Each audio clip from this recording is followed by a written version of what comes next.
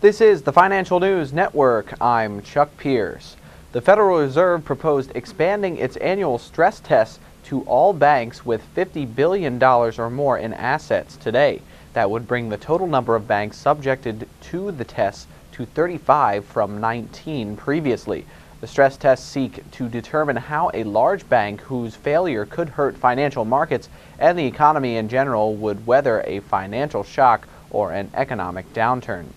The Fed said in a release, quote, institutions would be expected to have credible plans to have sufficient capital so that they can continue to lend to households and businesses even under adverse conditions.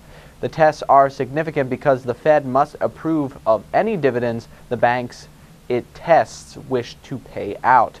Notably, at the end of the latest review in March, Bank of America had its dividend plan rejected by the Fed.